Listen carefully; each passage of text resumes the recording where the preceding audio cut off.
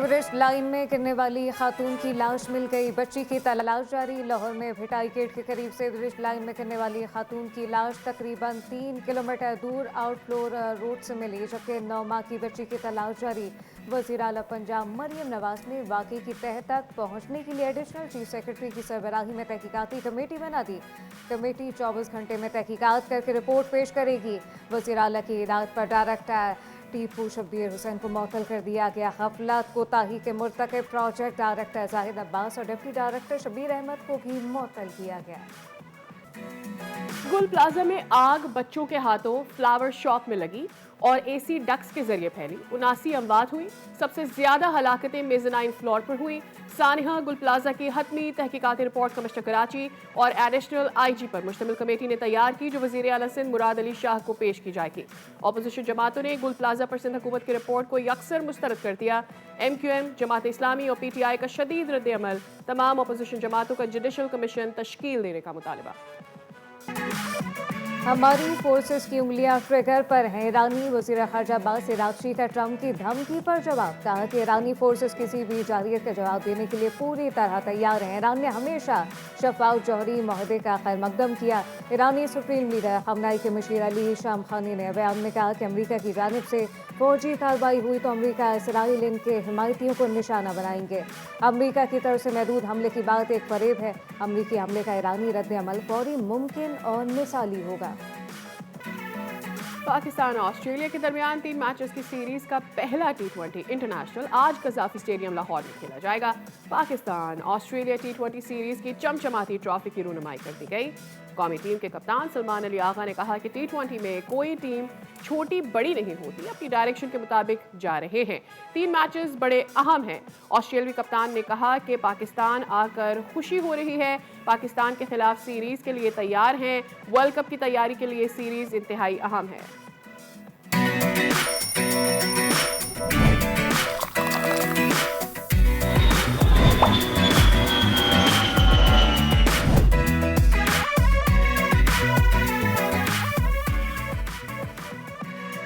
अस्सलाम वालेकुम, good morning everyone. उम्मीद करते हैं कि आपकी सुबह का आगाज़ बहुत अच्छा हुआ होगा। एक शानदार से कॉफ़ी या फिर चाय के कप के साथ मैं हूँ गौहर इशराक। मैं हूँ सादिया सैमसन।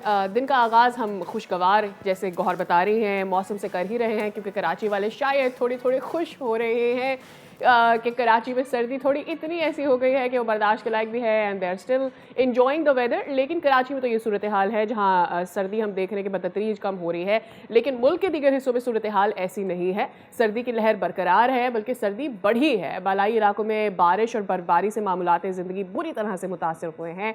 और जब हम बात करते हैं गिलगित-बल्तिस्तान के ज़िला अस्तौर की, तो वहाँ सड़कें अभी भी बंद है। जबकि बलूचिस्तान के बालाई सरहदी इलाकों में भी शदीद सर्दी बर्फबारी ने लोगों को घरों तक महदूद कर दिया है। दूसरी जानिब अमरीका में बर्फानी तूफान ने तबाही मचा दी है। मुख्तलिफ हादसात में हलाकतों की तादाद अब 70 तक हो गई है। मशरकी रियासतों की अगर बात करें, दर्जा हरारत नुक्ता इंजमात से नीचे गिर गया। हज़ारों परवासें मनसूख हैं, ताख़ीर का शिकार हुई। महकमा मौसमियात ने मज़ीद बारिश और सर्दी की भी पेशगोई की है। That's one part of it. इसके अलावा हम शो में आज क्रिकेट के बारे में भी बात कर रहे होंगे। और क्रिकेट के बारे में इसलिए बात कर रहे होंगे कि हमारी ऑस्ट्रेलिया की अगेंस्ट सीरीज़ का आज से आगाज़ होने जा रहा है। मीनवाइल हम अंडर-19 टीम जो है उसका तो देख ही रहे हैं। उसने अपना न्यूजीलैंड के अगेंस्ट मैच जीता। अब अगला मैच उनका संडे को इंडिया से है। So we will be discussing in our show आगे चलकर। लेकिन प्रोग्राम का आगाज़ हम करने जा रहे हैं इंतहाई अफसोसनाक वाक़या जो कल लाहौर में पेश आया। और गौहर, इससे पहले तो हम इस तरह के वाक़यात देखते थे कि वो लाहौर में नहीं बल्कि कराची में इस तरह के खुले मैन होल में गिरने के वाक़यात पेश आते थे। लेकिन कल जो लाहौर में वाक़या पेश आया उसने दिलों को दहला दिया। लेकिन अगेन बहुत ही एक अनफॉर्चुनेट सिचुएशन कल हमने लाहौर में देखी। काफ़ी ज़्यादा वीडियोस भी हमने देखा कि सोशल मीडिया पर सर्कुलेट कर रही थी। गुज़िश्ता रात लाहौर के इलाके भिटाई गेट दाता दरबार के करीब खुले सीवरेज मैन होल में माँ बेटी गिरकर लापता हुई। और इब्तदाई तौर पर अगर बात करें तो फिर जो वो वीडियो सामने आ रही थी उनको हमने देखा कि एक फेक करार दिया जा रहा था बार बार। लेकिन फिर इदारों का कहना था जिस जगह माँ बेटी के गिरने की बात की जा रही है वहाँ किसी का डूबना मुमकिन नहीं। और फिर एब्सोल्युटली, हमने सडनली देखा सादिया कि सिचुएशन बिल्कुल ही डिफरेंट हो गई और फिर तस्दीक एब्सोल्युटली। भी हो गई। अभी तक जो डिटेल्स आ रही हैं उसमें डीआईजी ऑपरेशंस लाहौर ने ये तस्दीक की है कि हादसे में खातून की लाश बरामद हुई है, जबकि जो मासूम बच्ची की है उसे अभी तलाश किया जा रहा है, उसके लिए ऑपरेशन जारी है और सीसीटीवी फुटेज से भी हादसे की तस्दीक की जा रही है। वज़ीर आला पंजाब मरियम नवाज़ ने वाक़े का सख्त नोटिस लिया है और आला सतह की इंक्वायरी कमेटी भी कायम कर दी है। अच्छा, I think which is very good कि फौरी तौर पे जो कंसर्न अथॉरिटीज़ हैं उनको मअतल भी किया है। अफ़ज़ाल अब्बासी भी हमारे साथ मौजूद हैं। अफ़ज़ाल, एक बहुत ही अफसोसनाक वाक़या हमने देखा लाहौर में, जो कि काफ़ी ज़्यादा सरप्राइजिंग भी था। क्यों, क्या कराची में हो रहे होते हैं जो कि नहीं होने चाहिए, लेकिन लाहौर में कल कुछ क्या हुआ और क्या इंफॉर्मेशन है मज़ीद? बिल्कुल देखिए, इस वक्त मैं मौजूद हूँ दाता दरबार के बिल्कुल सामने भाटी चौक पर, जहाँ कल रात ये अफसोसनाक वाकया पेश आया। 34 साला साजिदा अपनी 9 माह की बेटी रिदा के हमरा जो है वो सीधी टाइम में गिरी, जहाँ पर जिसकी इत्तला फौरी तौर पर 1122 को दी गई और रेस्क्यू की टीमें फौरी तौर पर यहाँ पर पहुंची और पर उसके साथ साथ वासा की टीमें भी पहुंची। लेकिन कई घंटे के ऑपरेशन के बाद जो है यहाँ से 3 किलोमीटर के फासले पर है आउटफॉल रोड, जहाँ से साजिदा की जो लाश है वो रेस्क्यू को मिल गई। लेकिन 10 घंटे गुजर चुके हैं इस ऑपरेशन को, लेकिन नन्ही रिदा की लाश जो है वो अभी तक तलाश नहीं की जा सकी। वासा और रेस्क्यू इन दोनों जो इदारे हैं उनकी टीमें यहाँ पर मौजूद है और वज़ीर पंजाब मरियम नवाज ने फौरी एक्शन लेते हुए इस वाक़े की तह तक पहुंचने के लिए एक तहकीकाती कमेटी जो है वो कायम की है। एडिशनल चीफ सेक्रेटरी की सरबराही में जो 24 घंटे में इस वाक़े की तमाम छानबीन करेगी और अपनी रिपोर्ट वज़ीर पंजाब मरियम नवाज को दे दी जाएगी। दूसरी जानिब मरियम नवाज ने फौरी एक्शन लेते हुए जो डायरेक्टर टीपा है उन्हें फौरी तौर पर मुअत्तल अफ़ज़ाल, किया और आपको आवाज़ आ मकसद रही और है? अफ़ज़ाल, इब्तदाई तौर पर जी इदारों की बिल्कुल जानिब से ये कहा जा रहा था कि यहाँ पर अगर कोई गिरता है तो वो डूबेगा नहीं, लेकिन फिर इतनी दूर से ये पहली बॉडी मिली, दूसरा फिर बच्ची की अभी तक लाश के लिए रेस्क्यू किया जा रहा है, तो फिर ये कैसे मुमकिन है? ये थोड़ा तज़ाद है जो इनिशियल इन्फॉर्मेशन थी उसमें और जो अब सूरत हाल हम देख रहे हैं। देखिए, जो यहाँ पर तरक्याती काम हो रहे हैं उसकी बुनियाद पर जो यहाँ पर रेस्क्यू की टीमें और वासा का अमला पहुंचा, उनका ये कहना था कि जो सीवरेज की लाइन है जी। वो इतनी तंग है कि यहाँ से गिर कर आगे जाना जो है वो नामुमकिन है। लेकिन पानी का फ्लो इतना तेज था सीवरेज का कि वो हुँ। जो 34 साला साजिदा है उनकी हुँ। बॉडी को वो अपने साथ बहा कर ले गया और वो आउटफॉल रोड पर जो यहाँ से 3 किलोमीटर के वाक़े पर है, वहाँ मेन जो सीवरेज लाइन है उससे जाके लिंक करती है और वहाँ से जो रेस्क्यू के गोताखोर हैं उन्होंने उस डेड बॉडी को वहाँ से रिकवर किया। इनिशियल सीसीटीवी फुटेज जो है सेफ सिटी कैमरों की, उससे मदद ली गई। DIG operation Faisal okay. Kamran ने रात में यहाँ पर वीडियो आउट करते हुए बताया कि जो और खातून है उन अफ़ज़ाल, साजिदा के हस्बैंड को कल इन्वेस्टिगेशन के लिए कहा गया था, उनसे इन्वेस्टिगेशन हुई थी, उन्हें हिरासत में लिया गया था। क्या उन्हें रिहा कर दिया गया है? और उनसे जो इन्वेस्टिगेशन हुई है अगर, तो उसकी क्या डिटेल्स आ रही हैं? जी बिल्कुल देखिए, इस हवाले से डीआईजी फैसल कामरान ने रात के इस स्पॉट पर मीडिया टॉक करते हुए इस बात का एतराफ़ किया था कि जो साजिदा के शौहर हैं उन्होंने जो जो बयान दिया था, इनिशियल स्टेटमेंट दी थी, वो बिल्कुल दुरुस्त साबित हुई है और एक गलतफहमी की बुनियाद पर जो है वो उनको हिरासत में लिया गया, क्योंकि पुलिस को ये शक हुआ और कि हो सकता है कि ये एक हादसा ना हो, इसके पीछे कुछ और हो, क्योंकि इदारों को यही यकीन था कि जो ये मेन होल है ये इतना गहरा नहीं है कि यहाँ से कोई शख्स जो है वो गिरे या खातून गिरे और वो फिर इतनी तेजी से पानी के फ्लो के साथ बह जाए सीवरेज के पानी के साथ कि वो मेन लाइन तक पहुंच सके। तो उन्हें फिर जो है जो ही उन्हें कंफर्मेशन हुई और डेड बॉडी सी हुई, रेस्क्यू को और पुलिस को आगाह किया गया तो फौरी तौर हुँ। पर साझा की ने रिहा कर दिया गया था। जो मरियम नवाज ने पूरी एक्शन लेते हुए जो डायरेक्टर फीफा थे शब्बीर हुसैन, उन्हें मुअत्तल कर दिया और गफलत और कोताही के मुर्तकिब जो प्रोजेक्ट ठीक। हेड हैं जाहिद अब्बास और डिप्टी डायरेक्टर शब्बीर अहमद, इन दोनों जो अफसरान हैं उनको भी मुअत्तल कर दिया गया है ओके। और एडिशनल चीफ सेक्रेटरी की सरबराही में एक तहकीकाती कमेटी भी बना दी गई है, जिसकी रिपोर्ट का जो है वो सबको बड़ी बेसब्री से इंतजार है। और आज हर सूरत शाम तक वो रिपोर्ट सीएम पंजाब को पेश की जाएगी। और ऑल जो ये राइट, वज़ीर अफसोसनाक आला वाकया मरीम हुआ, नवाज़ ने वाक़े का ऑब्वियसली सख्त नोटिस लिया है और जो ज़िम्मेदार अफसरान हैं उनको आई एम श्योर मुअत्तल भी कर दिया गया है, विच इज़ गुड। लेकिन ऐसे वाक़यात होने नहीं चाहिए। अफ़ज़ाल अब्बासी हमें अपडेट कर रहे हैं। अफ़ज़ाल, आपका भी बहुत शुक्रिया। लेकिन बात वही है सादिया कि इस तरह के वाक़यात हो जाते हैं और जिसके साथ इंसिडेंट होना होता है वो हो जाता है, बाद में रिपोर्ट भी तलब की जाती है। लेकिन खैर स्टिल एक और वाक़या जिसका ज़िक्र करना बड़ा इम्पॉर्टेंट इस वक्त हो गया है, सानेहा गुल प्लाज़ा, जो कि एक 2026 का बहुत बड़ा इंसिडेंट है। सानेहा गुल प्लाज़ा पर कराची की सियासत में बड़ी हलचल इस वक्त हम देख रहे हैं। एब्सोल्युटली, हर कोई चाह रहा है कि इस सानहे की डाउन लाइन तक पहुंचा जा सके, तहकीकात मुकम्मल हो सके। सूबाई हुकूमत और एमक्यूएम के दरमियान बजाय इसके कि इसको सॉल्व किया जाता है, एक रस्साकशी की सी सूरत हाल है, एक दूसरे पर इल्ज़ाम तराशी की जा रही है। बरसों से हुकूमत में होने और इंतज़ामी नाअहली के ताने भी एक दूसरे को दिए जा रहे हैं। और अपोजिशन जो जमाते हैं, गुल प्लाज़ा पर सिंध हुकूमत की जो रिपोर्ट आई है उसे यकसर मुस्तरद कर चुकी है। वो नहीं मान रहे कि किसी बच्चे की वजह से किसी फ्लावर शॉप में आग लगी और उसके बाद ये आग भड़की। वो ये कह रहे हैं कि ये मन घड़त कहानी बनाई गई है, तहकीकात जो हैं वो शफाफ नहीं हुई है।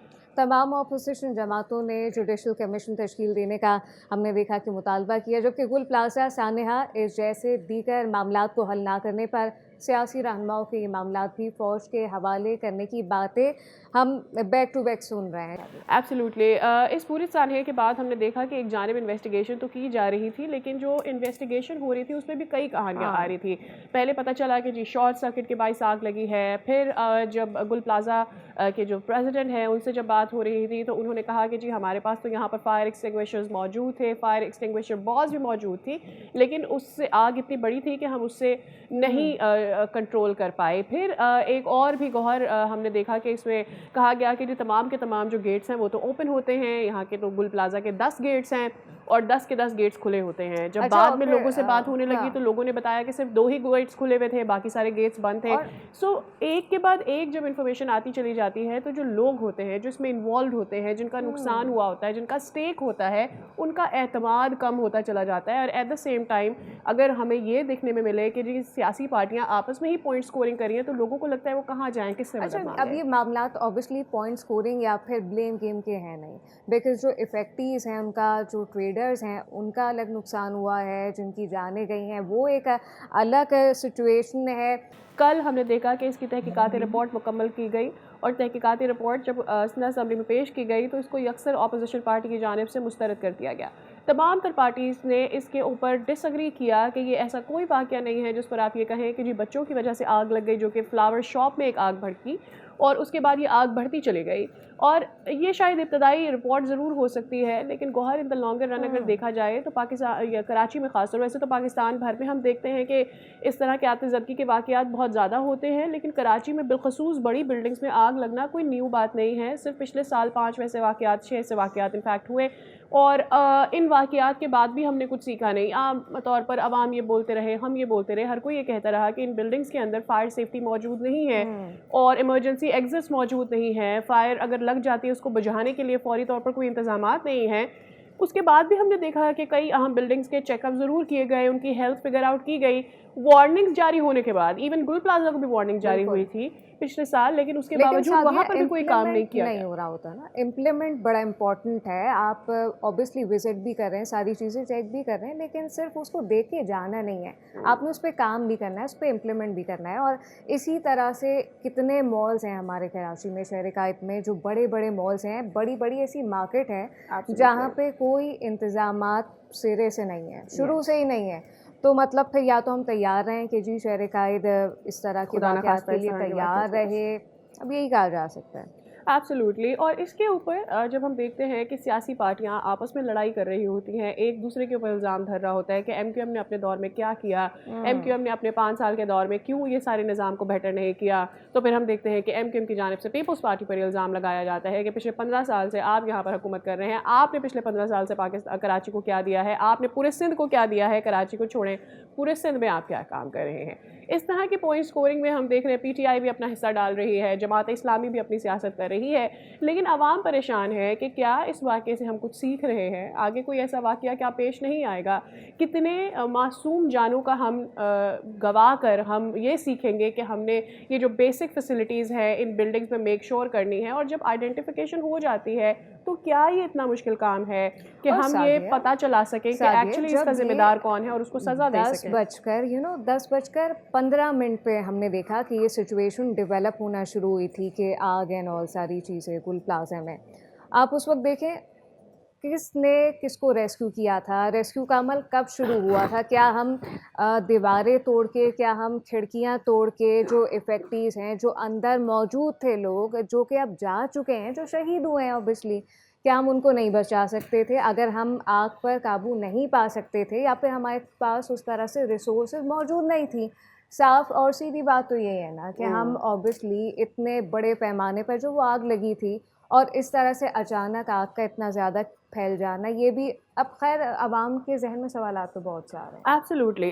जब आप फायर एक्सपर्ट से बात कर रहे होते हैं तो वो भी ये बता रहे हैं कि कहीं भी इतने बड़े पैमाने पर जब आग लगेगी और आप उस पर पानी फेंकना शुरू कर देंगे तो वो बिल्डिंग जो ऑलरेडी जलकर खस्ता हो चुकी है वो और तेज़ी से पानी की वजह से गिरती है। इस हवाले से मज़ीद भी बात करेंगे और अपने व्यूअर्स को अपडेटेड रखेंगे कि एक्चुअली क्या होने जा रहा है, जब कल तमाम अपोजिशन पार्टीज़ की जानिब से जो तहकीकाती रिपोर्ट है कमेटी ने बनाई है उसको यकसर मुस्तरद कर दिया गया है।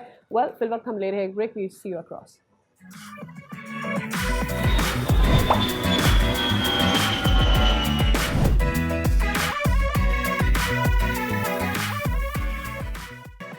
Welcome back. Saneha Gul plaza से मुताल्लिक एक इंतहाई अनफॉर्चुनेट सिचुएशन जिस पे हम बात इससे पहले भी कर रहे थे और अब कंटिन्यू भी करेंगे, जिस पे जो सियासी जमातें हैं उनकी मुसलसल हम देख रहे हैं कि ब्लेम गेम जारी है, सियासत हो रही है, ये कोई नहीं देखने को तैयार, इल्ज़ाम तराशियों का सिलसिला जारी है। बरसों से हुकूमत में होते हुए भी इंतज़ामी नाअहली के ताने एक दूसरे को दिए जा रहे हैं, लेकिन अपोजिशन ने जुडिशल कमीशन बनाने का मुतालबा किया है। इस वक्त हम देख रहे हैं कि एक हतमी तहकीकाती रिपोर्ट मंजर आम पर आई है, उस पर कई अहम निकात सामने आए। ऑब्वियसली रिपोर्ट के मुताबिक आग जो है वो ग्राउंड फ्लोर पर वाक़ फ्लावर शॉप में भड़की और इस तमाम तरह सिचुएशन पे सीनियर जर्नलिस्ट आमिर ज़िया साहब हमें ज्वाइन कर चुके हैं। आमिर ज़िया साहब, वंस अगेन गुड मॉर्निंग। एक अनफॉर्चुनेट सिचुएशन सानिया गुल प्लाजा पे हम बात करें, एक रिपोर्ट आप जानते हैं कि सामने आ गई है, अब हम क्या समझे, सियासत हो रही है, सबक सीख रहे हैं, सिंध में क्या हो रहा है इस वक्त इस मुतालिक? देखिए, हमारा अलमिया ये है कि हम लोग सबक नहीं सीखते और इस पूरे मामले को जो है हम अपराध पे डाल रहे हैं। अब यकीनन 2-4 कोई लोग निकाल भी देंगे, सस्पेंड भी कर देंगे। बात ये कि सिस्टम का फेलियर है, आपके गवर्नेंस का इशू, छोटा इशू नहीं है तो उसमें एक जगह के ऊपर जी आपकी जो है कोलैप्स कर गई थी। आपके हमेशा एक सिस्टमेटिक फेलियर आया हुआ है और वो आपको कराची जैसे बड़े शहर में हर जगह पे नजर आता है। कि सिंध बिल्डिंग कंट्रोल अथॉरिटी है, वो लोगों के नक्शे पास कर देती बिल्डिंग के, उसके पास अपना कोई कोड नहीं है, कोई कोड उसका नहीं है। उसके बावजूद हमारे यहाँ जो है फायर ब्रिगेड जो है वो काम नहीं कर पा रही क्योंकि रिसोर्सेज नहीं है। हमारे यहाँ सामने की सड़क जो है बरसों से खुदी हुई है। आप सोचें कि जिस शहर में MA जिना रोड, माजी की बंदर रोड खुदी हुई हो, एक्सेस तो खुद लिमिट हो जाता है। फिर जब बिल्डिंग बनती है उसमें जो है illegal construction with in the building हो रही होती है, उस पर कोई नजर रखने वाला नहीं है। हमेशा औकातदार होते हैं दफातर के खुलने के, बाजारों के खुलने के, हमारे यहाँ मतलब रात गए तक जो है वो चल रहा होता है। तो ये सब तमाम एक मसला है जिसमें सिंध गवर्नमेंट जो है पीपल्स पार्टी की गुज़श्ता 18 साल से बरसदार है। ये लोग जो है चीजों को स्ट्रीमलाइन नहीं कर पाए और यही जो है एक बड़ा फेलियर है। और सानिया गुल प्लाजा से हमें उम्मीद करनी चाहिए कि अब इन चीजों पर तवज्जो दी जाएगी। इसके बाद दीगरे जो है आमिर ज़िया साहब, इसमें सबसे ज़्यादा अफसोसनाक ये था कि इसकी बाज़गश हमें कौमी असम्बली में सुनाई दी गई। सबसे पहले कहा गया कि जो कराची को एक अलग सूबा होना चाहिए, फिर उसके बाद पीपल्स पार्टी ने जवाब दिया, फिर MQM ने जवाब दिया। मामला शुरू हुआ था गुल प्लाजा से, ये आ गया है किसी तरह से कराची को एक अलग सूबा बनाने के ऊपर। इतना जोर क्यों दिया जा रहा है कराची को एक अलग सूबा होने के लिए?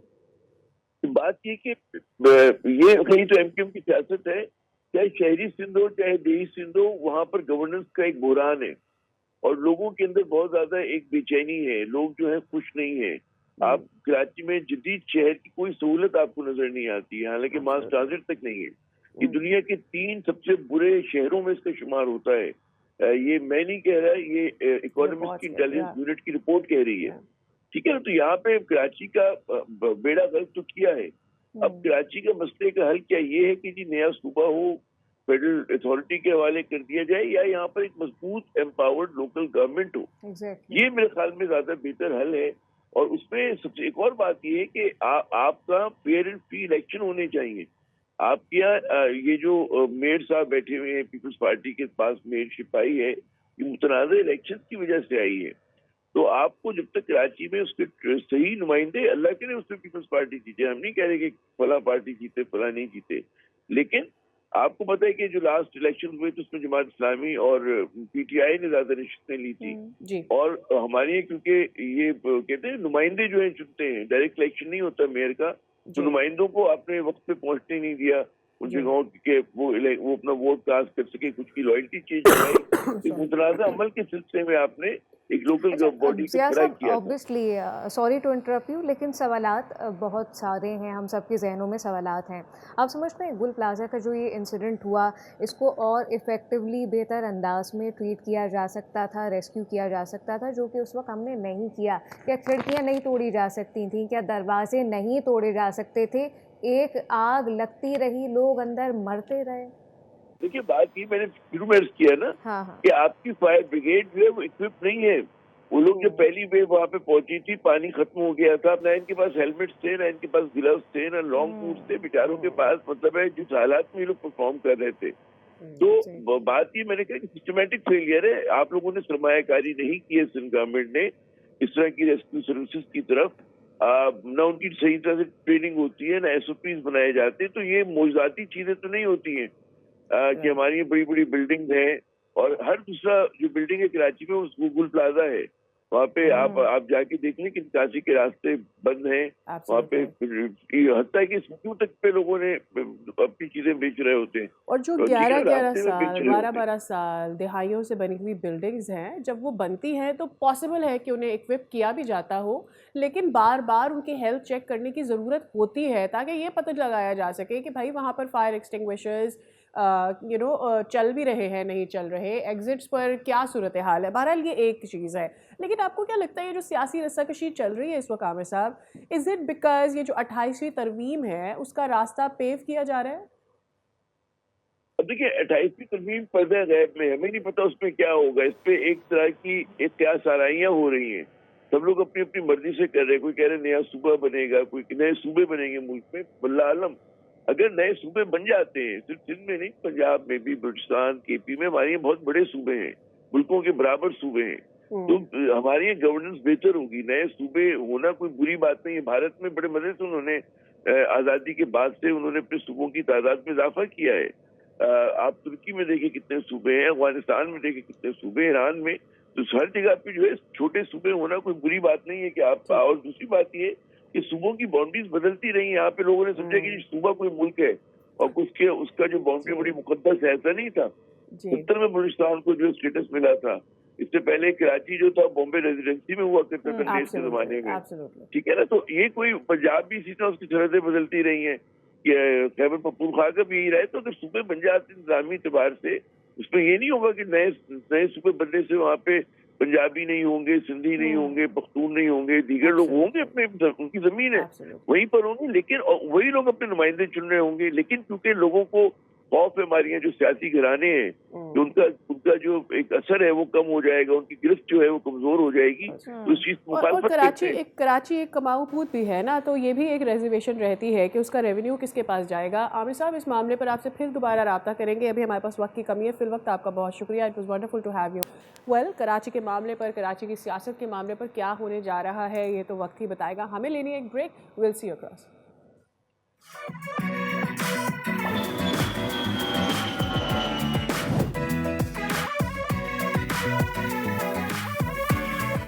Welcome back. और अब बात करेंगे खेल के मैदान से एक इम्पॉर्टेंट सीरीज़ की जो कि होने जा रही है, जिसकी भरपूर तैयारी के लिए शाहीन तैयार हैं। और ना सिर्फ इस सीरीज़ के लिए बल्कि वर्ल्ड कप की भी अच्छी तैयारी हो जाएगी। पाकिस्तान के ख़िलाफ़ 3 T20 मैचेस की सीरीज़ के लिए ऑस्ट्रेलियाई टीम लाहौर पहुंच गई है। पाकिस्तान और ऑस्ट्रेलिया के दरमियान 3 मैचेस की सीरीज़ का पहला मैच आज होगा। दूसरी जानिब पाकिस्तान सुपर लीग के 11वें एडिशन के लिए खिलाड़ियों की कैटेगरी जारी कर दी गई है। इन सारे मामलात पर बात कर लेते हैं। हमारे साथ मौजूद हैं क्रिकेट एक्सपर्ट सैयद हैदर अली। अस्सलाम वालेकुम हैदर भाई, a very very good morning to you.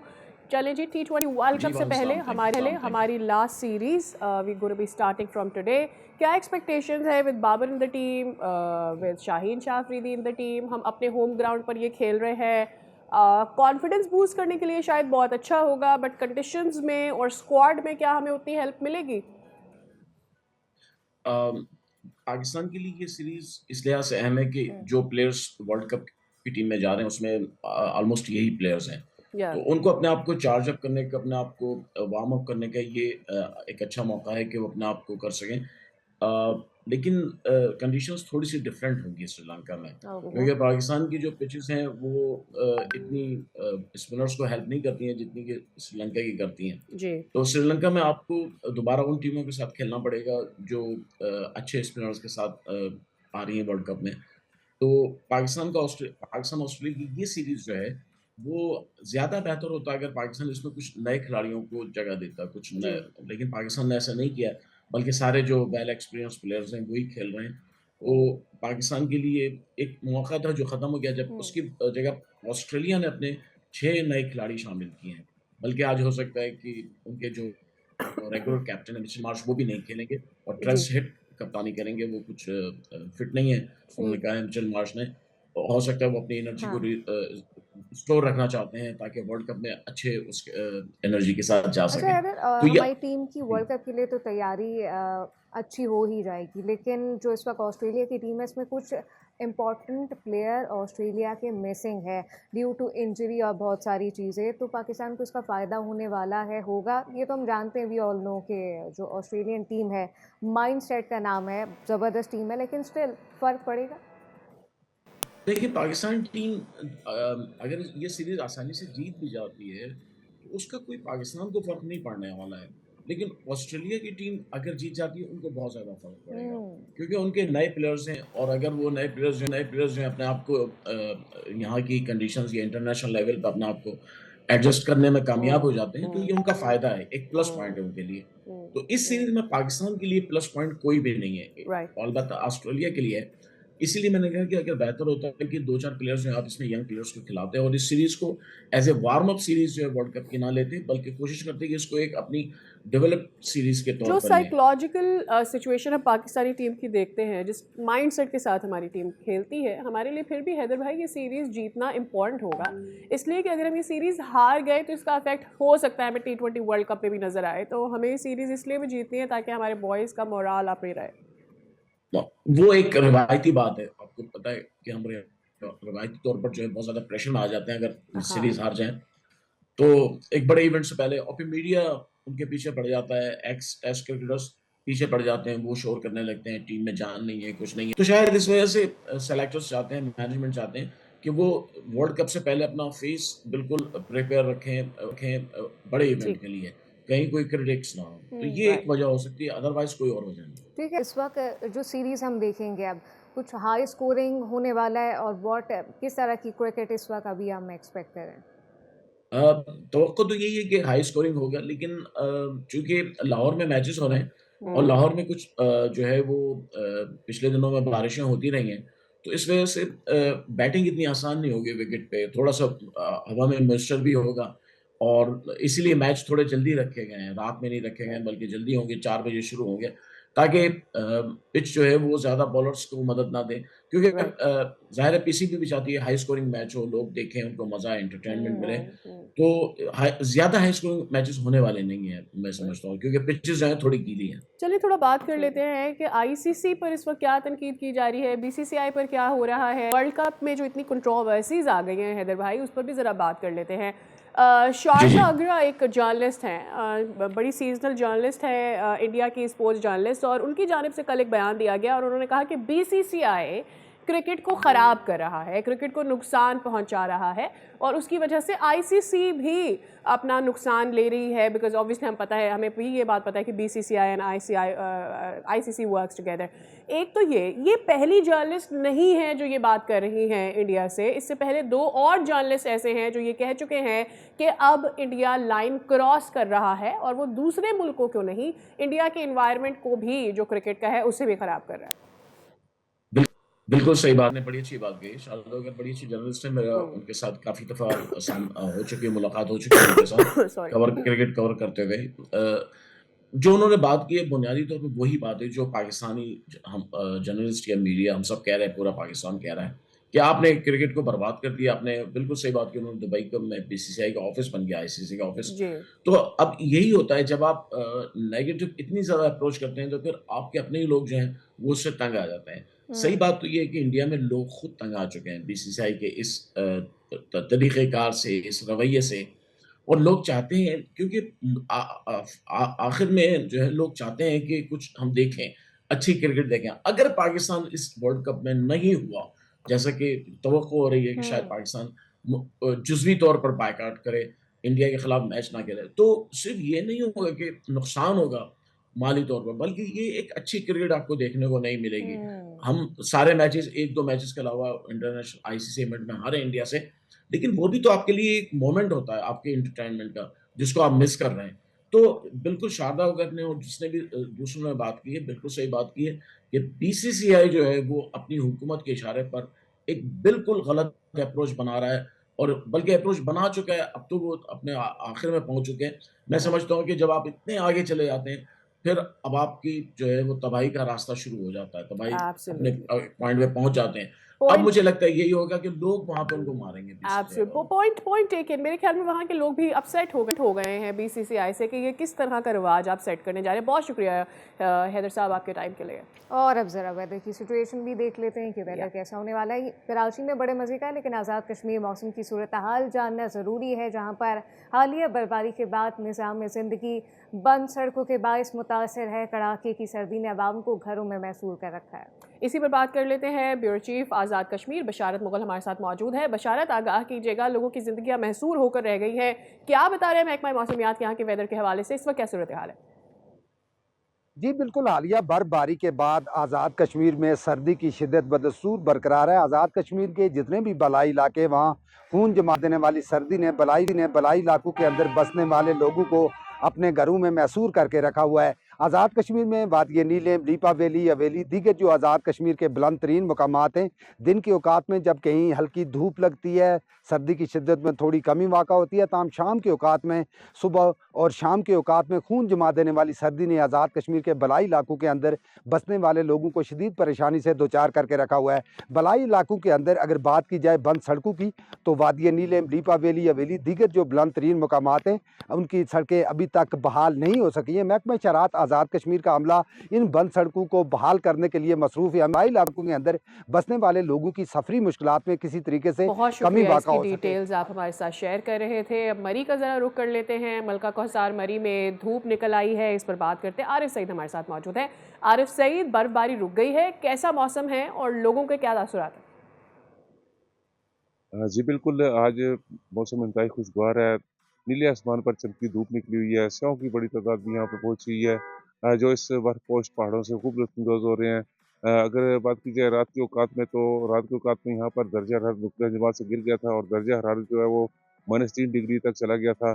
सर्दी की शिद्दत काफ़ी ज़्यादा थी, लेकिन इसके बावजूद शाहजहाँ माल रोड और दीगर तफरीही मकामात पर पहुँचे हुए थे, जो यहाँ के बर्फपोश पहाड़ों और खूबसूरत नज़ारों से जी भर कर लुत्फ़अंदोज़ होते रहे।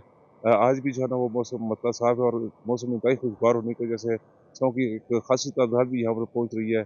जो यहाँ पर दीगर तफरीही मकामात पकराटा, बूरबन, कश्मीर पॉइंट, पिंडी पॉइंट और दीगर तफरीही मकामात पहुँचे हुए हैं, जो यहाँ के हसीन मौसम और नज़ारों से जी भर कर लुत्फ़अंदोज़ हो रहे हैं। अगर इंतज़ामिया की बात की जाए, तो इंतज़ामिया जो वो हाई अलर्ट है। कल डिप्टी कमिश्नर मरी आगा ज़हीर शिराज़ी, असिस्टेंट कमिश्नर मरी फैसल अहमद, और महकमा हाईवे मशीनरी, सारे महकमे यहाँ पर दीगर जितनी भी शाहराएँ हैं वहाँ पर पहुँचे और उन्होंने जायज़ा लिया तमाम इंतज़ामात का। जबकि ठीक ठीक, भरपूर आरिफ हाईवे सईद मशीनरी ने। आपका बहुत शुक्रिया। मज़ीद भी स्टोरीज़ अपने नाज़रीन के साथ शेयर करेंगे। अभी आपने कहीं नहीं जाना है, let's take a short break.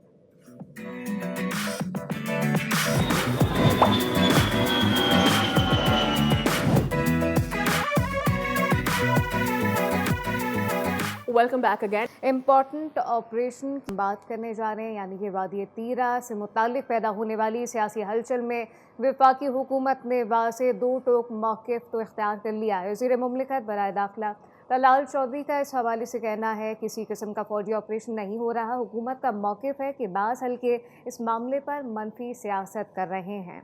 बिल्कुल, एक जो इकदामात किए जा रहे हैं उनको मुतनाज़े बनाया जा रहा है। एट द सेम टाइम वज़ीर आला खैबर पख्तूनख्वा सुहेल आफरीदी के बयानात पर कानूनी महाज भी गर्म हो चुका है। अगर हम इस्लामाबाद की तरफ देखते हैं तो अदालत ने रियासती इदारों पर गुमराह कुन इल्ज़ामात के केस में उनके नाकाबिल ज़मानत वारंट गिरफ्तारी जारी किए हुए हैं और मुकदमा पीका एक्ट के तहत दर्ज है। अब हुकूमती हलकों के मुताबिक ये कार्रवाई किसी सियासी इख्तलाफ नहीं बल्कि कानून के तकाज़ों को पूरा करते हुए ये कार्रवाई का आगाज़ किया गया है और ये इदारों पर इल्ज़ामात के बजाय हक़ाइक़ सामने लाना भी है। रियासती इस्तेहकाम के लिए भी ये सूरत हाल बहुत ही ज़रूरी है। इसी पर बात करते हैं। ज़ाहिर शाह शिराजी साहब मौजूद हैं हमारे साथ, सीनियर तज्ज़ियाकार। अस्सलाम वालेकुम, very good morning to you Zahir साहब।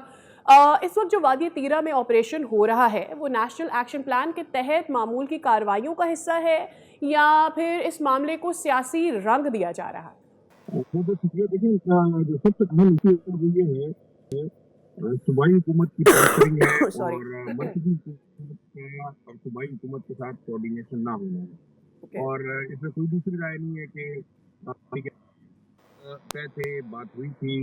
26 अक्टूबर को खत लिखा गया था डिप्टी कमिश्नर की जानिब से कि इरान से लोग जो है वो दहशतगर्दी और मिलिटेंसी के बाइस तंग आकर खुद वॉलंटियरली जिरगे के कहने पे वो मोबिलाइज होंगे और वापस जाएंगे ताकि जो है वो जगह खाली की जाए और दहशतगर्दों के खिलाफ फुल फ्लैज ऑपरेशन हो।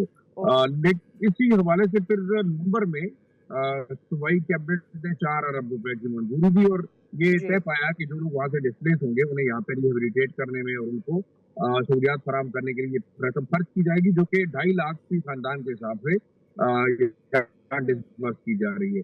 अब इसमें मेरे ख्याल में कोई दूसरी राय नहीं है कि दहशतगर्द वहाँ मौजूद है। खुद चीफ मिनिस्टर ने फ्लोर ऑफ द हाउस कहा कि दहशतगर्द लोगों को टेरराइज कर रहे हैं, उनसे जबरदस्ती जो है वो भत्ता लिया जाता है, खाने का जबरदस्ती मांगे जाते हैं। 10-10, 12-12, 15-15 लोग जो है वो लोगों के घरों में जाकर जो है वो डिमांड करते हैं कि उन्हें खाना, चाय और जो जरूरियात जिंदगी है वो दी जाए और उसकी वजह से भी मसाइल है। अब जहाँ तक मरकजी हुकूमत का ताल्लुक है, मरकजी हुकूमत इसको एक फुल फ्लैज ऑपरेशन डिनाई कर रही है और ये मेरे ख्याल में किसी हद तक बात दुरुस्त भी है, क्योंकि कोई ऐसा बड़ा मोबिलाइज काइनेटिक ऑपरेशन नहीं है, बल्कि यही कहा गया था कि इंटेलिजेंस बेस्ड ऑपरेशन होगा, जो कि नेशनल एक्शन प्लान की कंटिन्यूएशन है, जिसकी एंडोर्समेंट तमाम सियासी जमातों ने 2021 में रिवाइज नेशनल एक्शन प्लान की सूरत में दी थी, जिसमें इमरान खान भी शामिल थे, जिसमें DMLN, पीपल्स पार्टी, तमाम जमातें शामिल थी। अब सबसे बड़ा मसला ये है कि सूबाई और मरकजी हुकूमत एक दूसरे के खिलाफ जो पोस्टरिंग कर रही है या जो पॉलिटिकल माइलेज हासिल करने के लिए बयानबाजी कर रही है, उसमें सफर आम लोग हो रहे हैं, क्योंकि दहशतगर्द भी मौजूद है और इस वक्त आप देख रहे हैं पेशावर में तकरीबन टेम्परेचर जो है वो 1 डिग्री तक पहुंच चुका है, इंतहाई ठंड है और इस जो लोग इस वक्त नकल मकानी करके आ रहे हैं उनको शदीद मुश्किलात का सामना है।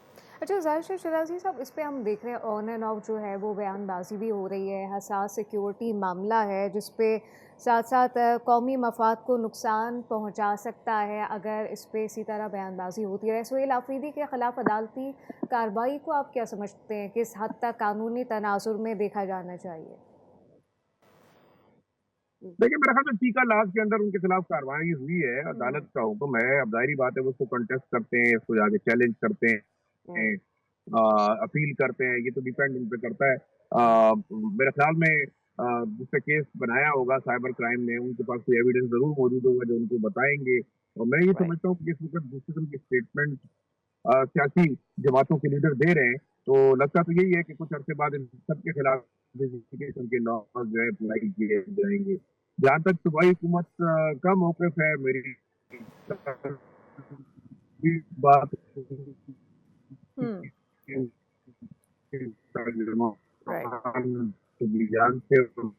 ज़ाहिर बेटी साहब ये भी बताइएगा, जो वादी तीरा में माली स्कैंडल सामने आया है, इससे पहले माजी में जो स्कैंडल्स आते रहे हैं, उसके मुकाबले इस स्कैंडल को किस तरह से देखा जाए? क्या ये स्कैंडल भी उन पिछले स्कैंडल से जुड़ा हुआ है?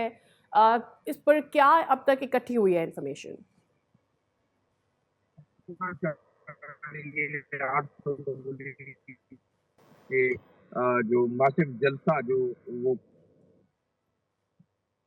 ऑलराइट। के बयानात हैं, जैसे उनके तर्जुमे है कि लोगों में बंदरबाट की जा रही है, वो खुर्द-बुर्द किया जा रहा है। ये तो इल्ज़ामात की हद तक हम इस वक़्त समझ सकते हैं। देखिए, अभी तो पैसा तक़सीम नहीं हुआ, तो स्कैंडल कहाँ से बनेगा? ऑलराइट। हाँ, मतलब मिसमैनेजमेंट ज़रूर है, यहाँ पे लोगों को वक़्त पे रजिस्ट्रेशन नहीं हो रही, लोगों को मसाइल का सामना पड़ रहा है। कई लोग ऐसे हैं जिनके ड्यूल एड्रेसेस हैं।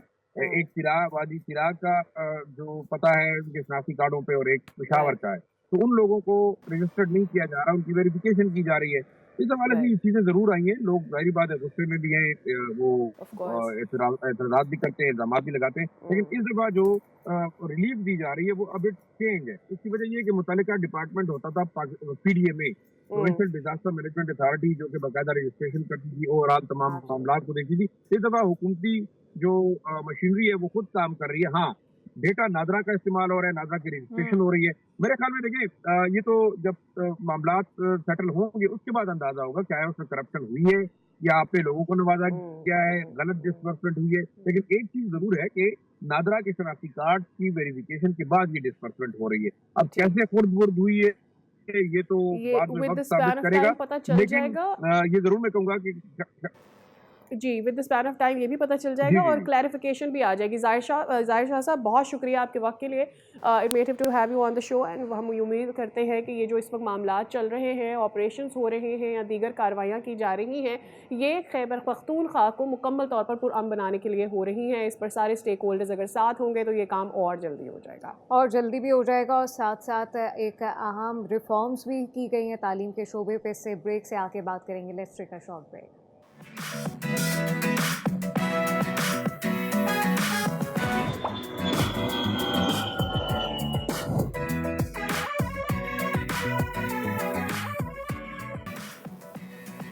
Welcome back again. हमारे साथ जुड़े रहने के लिए आपका बहुत बहुत शुक्रिया। अभी हम बात करने जा रहे हैं कुछ चेंजेस सिंध हुकूमत की जानिब से लाए गए हैं हायर एजुकेशन सिस्टम के अंदर। वो सिस्टम किस तरह से जो अभी बच्चे ग्रेजुएट कर रहे हैं या जो ऑलरेडी पढ़ के पास आउट हो चुके हैं उनको किस तरह से हेल्प करेगा, ये वफाकी निज़ाम पूरे मुल्क में किस तरह से राइज किया जा सकता है, और ये तमाम जो स्टूडेंट्स हैं उनको किस तरह से हेल्प करता है। आला तालीम के शोबे में एक बड़ी पेशरफ ज़रूर सामने आई है। हायर एजुकेशन कमीशन ने मुल्क की जामियात के तालीमी इंतज़ाम और मालियाती ढांचे को टेक्नोलॉजी के ज़रिए जदीद बनाने के लिए ख़ुदकार निज़ाम मुतारिफ़ कराया है। इसका नाम रखा गया है मकतब, और ये पोर्टल अब स्टूडेंट्स को हेल्प कर सकेगा। और साथ साथ मैनेजमेंट, ब्लैक बोर्ड और लर्निंग सिस्टम को यकजा किया गया ताकि जामियात में शफाफियत, मौसर गवर्नेंस, फैसला साजी को बेहतर बनाया जा सके। जबकि आलमी बैंक के ताबन से ये निज़ाम इब्तदाई मरहले में 25 सरकारी जामियात में नाफिज किया गया है। मकतब यानी कि मकतब के ज़रिए माली उमूर से लेकर तुलबा के तालीमी सफ़र तक सब कुछ एक ही प्लेटफॉर्म पर लाया जा सकेगा। इस तमाम तर सिचुएशन पे मकतब है क्या, मकतब किस तरह से काम करता है, जानते हैं। वजीहा कमर वज़ीर मुमलिकत तालीम हमें ज्वाइन कर चुके हैं। वजीहा साहब, सबसे पहले तो सुबह खैर, उम्मीद करते हैं आपकी सुबह का आगाज़ बहुत अच्छा हुआ होगा। तालीम के हवाले से अब हम बात करने लगे हैं। बताइएगा ये जो मकतब है, क्या ये कोई ऐप है, ये वेबसाइट है, इसकी जुरिस्डिक्शन क्या होंगी, एक्सप्लेन कीजिएगा। जी, बहुत शुक्रिया। पहले तो आपको भी बहुत बहुत खूबसूरत सुबह इस्लामाबाद की आपको मुबारक। अच्छा देखें, जो एक सिस्टम्स को बनाने के लिए, उनको स्ट्रेंथन करने के लिए प्राइम मिनिस्टर ऑफ पाकिस्तान का जो इस वक्त फोकस है कि वो हमारे यूनिवर्सिटीज़ में एडमिनिस्ट्रेटिव मामलात हैं, माली मामलात हैं, स्टूडेंट्स के, टीचर्स के, इन सब के लिए जो एक सोल्यूशन है दैट इज़ कॉल्ड मकतब, जो higher education development in Pakistan का वर्ल्ड बैंक का प्रोजेक्ट है, ये उसका एक कॉम्पोनेंट है। अच्छा, मकतब के 3 पिलर्स हैं। मैं बहुत सिंपली कि ये क्या क्या इसके 3 पिलर्स क्या हैं। एक तो ये है सैप ERP। ये है जैसे आपका जो रिसोर्स का जो प्लानिंग है ना, उसके लिए ये है एंटरप्राइज रिसोर्स प्लानिंग। ये इसके अंदर आपके जितने मालियाती वसाइल हैं, आपके जो यूनिवर्सिटी की जितने बजट, खर्चा, ऑल राइट, मॉनिटरिंग, जितने आपके फिजिकल एसेट्स हैं, बिल्डिंग, मशीनरी, गाड़ियां, फर्नीचर, हर चीज वो इसके अंदर, ह्यूमन रिसोर्स, इवन पेंशन्स हैं, तनख्वाहें हैं, हाजिरी ऑफ द स्टाफ, वो सब का सब ये एंटरप्राइज रिसोर्स प्लानिंग के सैप के जो इसका है पिलर, इससे मैनेज होगा। सही है। दूसरा जो है वो इसका कंपोनेंट है student learning life cycle management. इसमें अच्छा, जब एक स्टूडेंट दाखिल होता है और उसके बाद से उसकी कंप्लीट, उसकी फीस, उसके कोर्स रजिस्ट्रेशन, एडमिशंस का, इम्तिहानात का, जितने उसने वो इवन कोई क्विजेज वगैरह भी ली हैं, उन सब का जो रिकॉर्ड डेटा है, है वो और यहाँ डिग्री और रिजल्ट कार्ड का अजरा, फिर उसके बाद scholarship, hostel, all right, each and good. Everything, मतलब लाइफ साइकिल मैनेजमेंट के लिए ये स्टूडेंट लाइफ साइकिल मैनेजमेंट का नेक्स्ट पिलर है। फिर ऑल उसके राइट, बाद नेक्स्ट इसका है जी लर्निंग मैनेजमेंट सिस्टम। जब ये कोविड के बाद हमने देखा कि डिस्टेंस लर्निंग और ये कितना इम्पोर्टेंट है कि अगर कोई ऐसी कोई सिचुएशन हो तो हम कैसे, अब देखें ना, न्यू वर्चुअल नॉर्मल्स हैं क्लासेस, ये सारा, जूम पे क्लासेस और ऑनलाइन और ये सब। तो ये तब से जब इसकी जरूरत को महसूस किया गया, तो उसके बाद ये लर्निंग मैनेजमेंट सिस्टम जो है ना, ये तालीमी मवाद की डिजिटल पोर्टल्स में फराहमी, फिर उसके बाद ऑनलाइन एजुकेशन को आसान करने के लिए रिजल्ट्स हैं, इम्तिहानात हैं, तलबा की जो कारकर्दगी है उसका मुस्तकिल मुसलसल जायजा, और जी, तमाम जो इसके इंतजामी वो सारे मामलात हैं, वो सारे ये एलएमएस सिस्टम जो है उसके जरिए होंगे। तो ये सिंपली ये 3 पिलर्स हैं जो कि मकतब को डिफाइन करते हैं। राइट। अच्छा, इनिशियली 25 ट्रांसपेरेंसी को, यूनिवर्सिटी, जी, अकाउंटेबिलिटी को, स्टैंडर्ड्स को इंश्योर करने के लिए। All right, got your point. वजह साहबा ये बताइएगा, 25 यूनिवर्सिटीज़ में इनिशियली मकतब को इंट्रोड्यूस जी, करवा दिया गया 25 है। जी, कौन कौन सी इसमें काबिल ज़िक्र यूनिवर्सिटीज़ हैं? और ये बताइएगा जी कि बिल्कुल मैं आपने आपको बताती हूँ। ट्रांसपेरेंसी का जिक्र किया कि ट्रांसपेरेंसी में हेल्प करेगा। गुज़िश्ता कुछ सालों में हमने देखा डिग्रीज़ को लेकर बहुत सारे इश्यूज़ हुए, बाद में पता चला कि कोई अच्छी पोजीशन पर बैठा शख्स है with a fake degree as well. तो ये इसमें ट्रांसपेरेंसी लाने में किस तरह से मदद देगा? देखिए, एक तो ये कि मैं आपको यूनिवर्सिटीज़ का बताती हूँ। जब ये पहला मरहला था तो डिफरेंट यूनिवर्सिटीज़ ने, जिन्होंने पहले वॉलंटियर किया और इसके लिए ऑप्ट किया, उसके अंदर हेल्थ सर्विसेज एकेडमी है इस्लामाबाद की, Pakistan institution of development economics फाइड है, फिर उसके बाद Shaheed Benazir Bhutto women university, university of engineering and technology Peshawar, Khyber medical university, university of Buner, women university Mardan, और शोहदाए army public school, university of technology Nowshera, Chitral university, Swabi university, Abdul Wali Khan गॉट university, Mohammad Nawaz Sharif university of agriculture, पीआईएफडी पाकिस्तान इंस्टीट्यूट ऑफ फैशन सही, डिजाइन, यूईटी टेक्सला, राइट, गॉट योर वसार point. University अब क्या आप हमें बता सकती मतलब हैं, ये university of Narowal, Emerson university, बहुत सारी इसमें ग्रेट ग्रेट, अब आप यूनिवर्सिटीज हमें जो कि बता देखें सकती हैं कि ये नॉट जस्ट ट्रांसपेरेंसी में फेडरल। किस तरह से हेल्प करेगा जी, मकतब?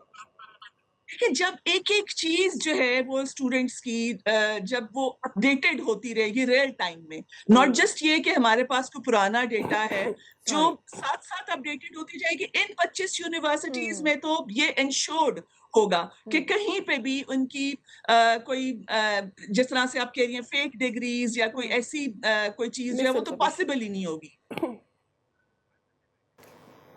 अच्छा, मुझे साहब ये लग रहा है कि रियल टाइम जो डाटा है वो साथ साथ इस पे अपडेट होता रहेगा, विच इज़ गुड। लेकिन मकतब से हम ऐसा लग रहा है कि जो एजुकेशन लैंडस्केप है पाकिस्तान का वो बिल्कुल चेंज होने वाला है, जो कि अच्छी भी चेंज बात है। होने के लेकिन लिए जो जा रहा है। न्यू स्टूडेंट हैं ये उनके लिए भी कारआमद होगा, जो न्यूली ग्रेजुएट हैं या फिर जो पुराने स्टूडेंट हैं उनके भी काम आ सकेगा?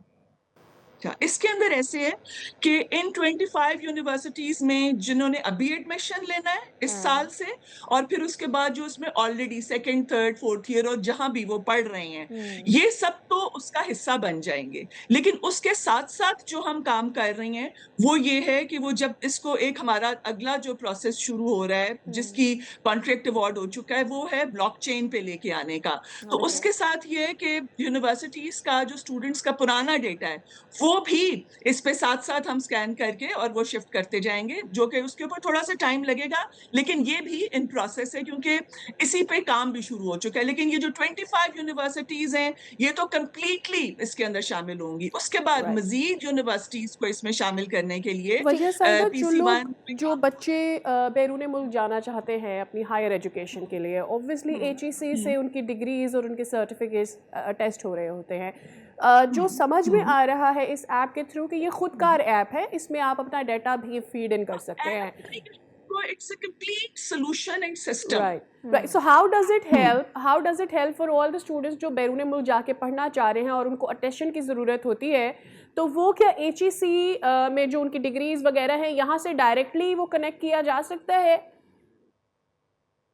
देखिए, जो मैं यही कह रही हूँ कि जो 25 यूनिवर्सिटीज़ हैं, उसके लिए तो ये सॉल्यूशन फौरी तौर पे आ गया। लेकिन जो ब्लॉकचेन वाला एक हम इसको विदिन 6-7 मंथ्स ये भी इसमें शामिल हो जाएगा, तो उसके लिए क्योंकि असल में तो ये सारा इन्हीं प्रॉब्लम्स को एड्रेस करने के लिए कि स्टूडेंट्स को, उनके पेरेंट्स को फैसिलिटेट करने के लिए किया जा रहा है। तो जब ये सिस्टम इंटैक्ट होगा, तो जो इस मकतब पे जो आ गई यूनिवर्सिटीज, उनके लिए तो ये आसानी, लेकिन बाकी को इस पे लाने के लिए हम काम कर रहे हैं और ये भी थोड़ा सा टाइम लेगा, लेकिन ये इंशाल्लाह ये भी इन प्लेस होगा कुछ अरसे तक। अच्छा, बहुत सारे ऐसे भी स्टूडेंट्स हैं वजिया साहिबा जो कि डिफरेंट यूनिवर्सिटीज़ में हैं, जो कि इन 25 यूनिवर्सिटी में अभी शामिल नहीं हुए। तो अगर कोई यूनिवर्सिटी आना चाहे, उसकी रजिस्ट्रेशन के लिए फिर क्या पूरा प्रोसेस होने वाला है मकतब में? हाँ, वो ऐसे है कि उसका इसके लिए ये नेक्स्ट हम फेज में नेक्स्ट ईयर के जो हमारा फिस्कल ईयर है, इसके PSTP में ये हम शामिल कर रहे हैं और इसका PC1 अभी इस पे काम कर रहे हैं, ताकि मजीद हम यूनिवर्सिटीज को इसमें शामिल कर सकें। 25 इस वक्त हैं, नेक्स्ट फेज में 25 से ज्यादा या 50 के करीब और भी अगर आ सकती हैं तो हम इसको शामिल करेंगे इसमें। और इसके ऊपर कोई ये कैद तो नहीं है ना कि कोई यूनिवर्सिटी फेडरल यूनिवर्सिटी ही होनी चाहिए, चाहे वो किसी और सूबे में? All the university across Pakistan इसका हिस्सा हो सकती है। अक्रॉस पाकिस्तान इस वक्त भी जो इसमें यूनिवर्सिटीज शामिल हैं अक्रॉस पाकिस्तान, एक स्टैंडर्ड्स मेंटेन करने के लिए उनके लिए ये बल्कि सबसे ज्यादा है, क्योंकि जब एक ट्रांसपेरेंसी होगी उनके सारे मामलात में, माली मामलात में, एडमिनिस्ट्रेटिव मामलात में, उनके लिए भी आसानी है और हमारे लिए भी ये आसानी है। राइट। लेकिन कुछ यूनिवर्सिटीज़ लेट्स से देखिए, ट्रांसपेरेंसी की सबको ज़रूरत है। बहुत बार ऐसा होता है जो आउट ऑफ द सिस्टम जाती हैं कुछ इंस्टीट्यूशंस और वो अपना रिकॉर्ड नहीं शेयर करना चाह रहे होते, अपनी ट्रांसपेरेंसी नहीं करना चाह रहे होते। जब बच्चे पास आउट होते हैं, जब ग्रेजुएट होते हैं, तो बाद में उनको मुश्किलात का सामना करना पड़ रहा होता है। तो फेडरल कोई ऐसा इकदाम उठाएगा ताकि ज़्यादा से ज़्यादा यूनिवर्सिटीज़ मकतब का हिस्सा बन सकें, ताकि उनकी रिसोर्सेज और जो डिग्रीज और एकेडेमिया है उस पर ट्रांसपेरेंसी आए? जी एग्जैक्टली, देखिए जो यूनिवर्सिटीज इस पे काम कर रही हैं और उसका हिस्सा बन चुकी हैं, नेक्स्ट फेज में जो मजीद आएंगी, तो अगर ये मुमकिन नहीं है कि कोई ऐसी यूनिवर्सिटी जो कि जिसके मामलात में कोई बेज़ाब्तगियां हैं या कोई प्रॉब्लम्स हैं, तो वो फिर सरवाइव कर सके, उनको फिर इसका हिस्सा इसी तरह से बनना पड़ेगा ताकि वो इसी तरह से सिस्टम में आ सकें और उसका उनको भी फायदा होगा। देखिए, अगर अकाउंटेबिलिटी, ट्रांसपेरेंसी और हर मामलात आपके बिल्कुल स्ट्रेट हैं और उससे काम करने में भी, सिस्टम्स को स्ट्रेंथन करने में हमारे लिए भी आसानी होगी। राइट। बहुत शुक्रिया वजिया साहिबा, was wonderful to have you on the show. हमें एक उम्मीद सी जगी है कि पाकिस्तान का जो एजुकेशन सिस्टम है, उसका लैंडस्केप का जो होराइजन है वो वाइड होने जा रहा है। ये बच्चों के लिए तो अच्छा होगा, कुछ यूनिवर्सिटीज़ के लिए भी अच्छा होगा और इस निज़ाम में ट्रांसपेरेंसी भी इसकी वजह से लाई जा सके। और जो आपकी एक बड़ा सादिया, जो आपकी डिग्री की वेरिफिकेशन है ना, वो एक बहुत लंबा प्रोसेस बन जाया करता था, जो कि अब मकतब के आने से हम उम्मीद कर रहे हैं कि एक एजुकेशन में जो ये रिफॉर्म्स हैं इससे ज़्यादा अच्छा हो जाएगा, लंबा प्रोसेस ख़त्म होगा। और जैसे कि हमें वजिया साहिबा ने बताया भी कि ये HEC से ऑलरेडी लिंक है, तो जो चीज़ें हैं वो आसान होने वाली हैं। मज़ीद भी कुछ स्टोरीज़ आपके साथ शेयर करेंगे, लेकिन let's take a short break.